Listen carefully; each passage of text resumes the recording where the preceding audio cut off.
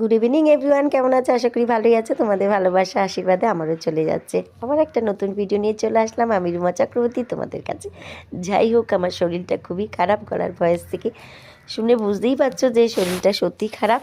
আর এই জন্যে তোমাদের সঙ্গে নতুন কোনো ভিডিও দিতে পারছি না। তো স্টকে রাখা ভিডিওগুলি তোমাদের সঙ্গে শেয়ার করছি, আর তোমাদের সঙ্গে শেয়ার না করতে পেরে সত্যি মনটাও খারাপ হয়ে যায়। তো শরীর এবং মন দুটো তো খারাপ করা যায় না, তাই না বন্ধুরা? তাই জন্য চলে আসলাম তোমাদের সঙ্গে এই ভিডিওটা নিয়ে। আর এই ভিডিওটা দেখতে দেখতে একটা গান আমার খুবই মনে পড়ে যাচ্ছে। তবু একটু, গান তো পারি না, তবু একটু গুনগুন করে তোমাদের সঙ্গে গানটা গাবার কথা একটু ভাবছি এবং গেয়েই নিই, তাই না? এই পথ যদি না শেষ হয় তবে কেমন হতো তুমি বলো তো। না না, তুমি বলো, উত্তম কুমারের গান খুব ফেভারিট গান, তাই না? সবারই আশা করি এই গানটা মনটা ছুঁয়ে দেয়। তো যাই হোক, উত্তম কুমার আজকে আমাদের কাছে নেই, কিন্তু বলে না, স্মৃতিগুলো আঁকড়ে আমরা সত্যি এখনও তাকে মনে করি।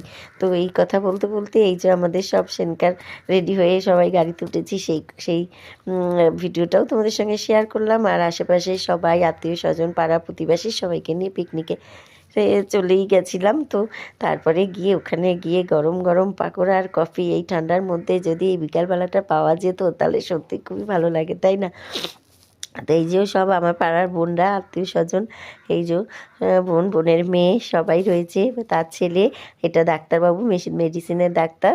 তো এই যে আমার কাকিমা, জেঠিমা সবাই রয়েছে, বৌদি।